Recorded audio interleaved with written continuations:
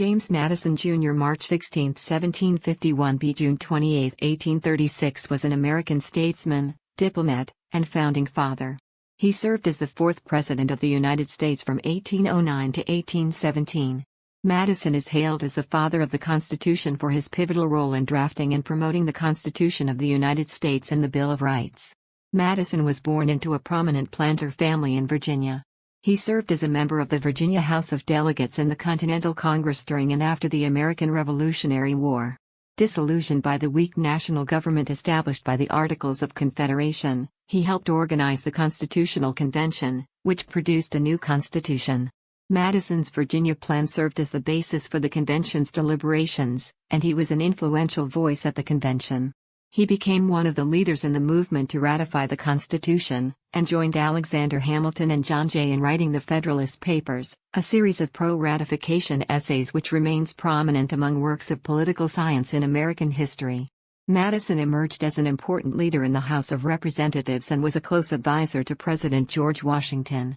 During the early 1790s, Madison opposed the economic program and the accompanying centralization of power favored by Secretary of the Treasury Hamilton and organized the Democratic-Republican Party in opposition to Hamilton's Federalist Party. After Thomas Jefferson was elected president in 1800, Madison served as his Secretary of State from 1801 to 1809. In that position, he supervised the Louisiana Purchase, which doubled the size of the United States. Madison was elected president in 1808. After diplomatic protests and a trade embargo failed to end British seizures of American shipping, he led the United States into the War of 1812. The war was an administrative morass and ended inconclusively, but many Americans saw it as a successful Second War of Independence against Britain. Madison was re-elected in 1812, albeit by a smaller margin than in the 1808 election. The war convinced Madison of the necessity of a stronger federal government. He presided over the creation of the Second Bank of the United States and the enactment of the Protective Tariff of 1816. By treaty or through war, Native American tribes ceded 23 million acres of land to the United States under Madison's presidency. Retiring from public office at the end of his presidency in 1817, Madison returned to his plantation, Montpelier, and died there in 1836. Like Jefferson and Washington, Madison was a wealthy slave owner who never privately reconciled his Republican beliefs with his slave ownership. Forced to pay debts, he never freed his slaves.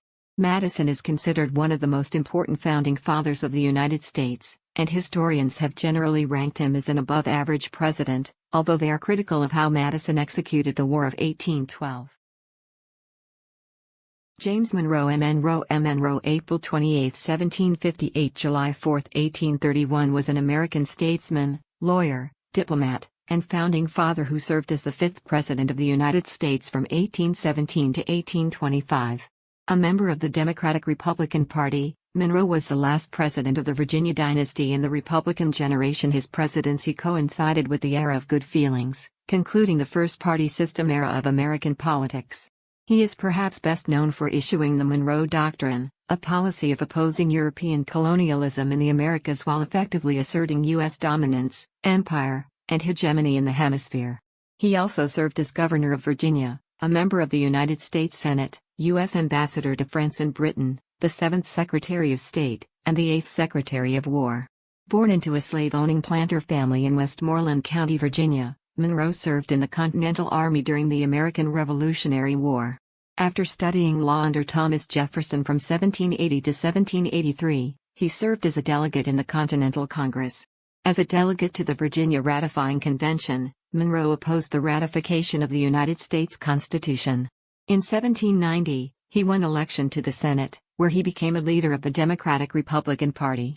He left the Senate in 1794 to serve as President George Washington's ambassador to France but was recalled by Washington in 1796. Monroe won the election as governor of Virginia in 1799 and strongly supported Jefferson's candidacy in the 1800 presidential election. As President Jefferson's special envoy, Monroe helped negotiate the Louisiana Purchase, through which the United States nearly doubled in size. Monroe fell out with his longtime friend James Madison after Madison rejected the Monroe-Pinckney Treaty that Monroe negotiated with Britain. He unsuccessfully challenged Madison for the Democratic-Republican nomination in the 1808 presidential election, but in 1811 he joined Madison's administration as Secretary of State. During the later stages of the War of 1812, Monroe simultaneously served as Madison's Secretary of State and Secretary of War. His wartime leadership established him as Madison's heir apparent, and he easily defeated Federalist candidate Rufus King in the 1816 presidential election. Monroe's presidency was concurrent with the era of good feelings. The Federalist Party collapsed as a national political force during his tenure and Monroe was re-elected, virtually unopposed, in 1820. As president, Monroe signed the Missouri Compromise, which admitted Missouri as a slave state and banned slavery from territories north of the 3630 parallel. In foreign affairs, Monroe and Secretary of State John Quincy Adams favored a policy of conciliation with Britain and a policy of expansionism against the Spanish Empire. In the 1819 Adams-Onis Treaty with Spain, the United States secured Florida and established its western border with New Spain. In 1823, Monroe announced the United States' opposition to any European intervention in the recently independent countries of the Americas with the Monroe Doctrine, which became a landmark in American foreign policy. Monroe was a member of the American Colonization Society, which supported the colonization of Africa by freed slaves, and Liberia's capital of Monrovia is named in his honor. Following his retirement in 1825, Monroe was plagued by financial difficulties, and died on July 4, 1831. In New York City, sharing a distinction with Presidents John Adams and Thomas Jefferson of dying on the anniversary of U.S. independence.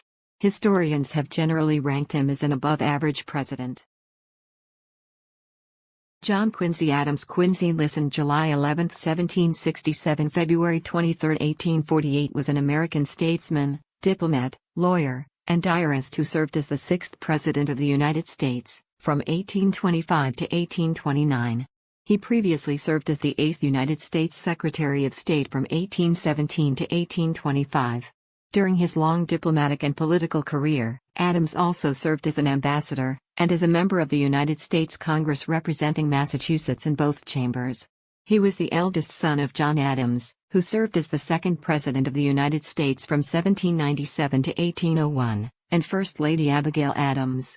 Initially a Federalist like his father, he won election to the presidency as a member of the Democratic-Republican Party, and in the mid-1830s became affiliated with the Whig Party.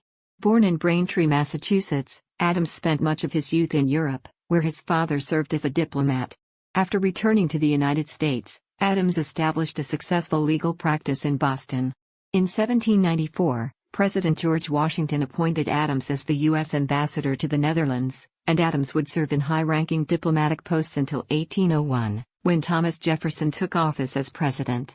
Federalist leaders in Massachusetts arranged for Adams's election to the United States Senate in 1802, but Adams broke with the Federalist Party over foreign policy and was denied re-election.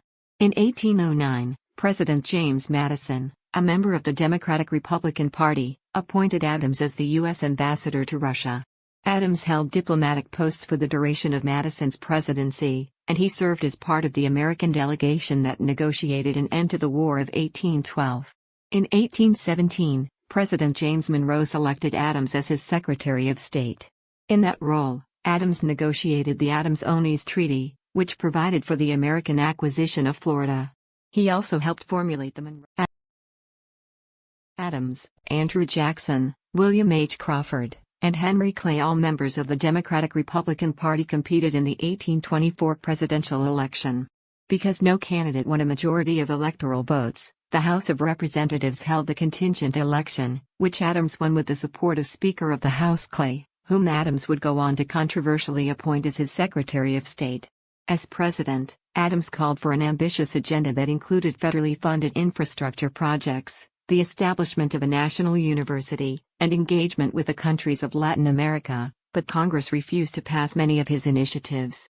During Adams's presidency, the Democratic-Republican Party split into two major camps, the National Republican Party, which supported President Adams, and Andrew Jackson's Democratic Party.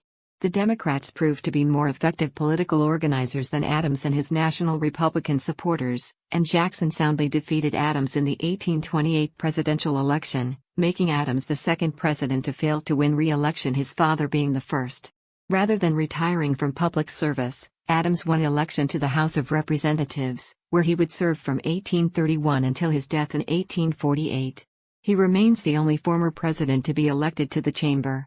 After narrowly losing his bids for governor of Massachusetts and Senate re-election, Adams joined the anti-Masonic Party in the early 1830s before joining the Whig Party, which united those opposed to President Jackson.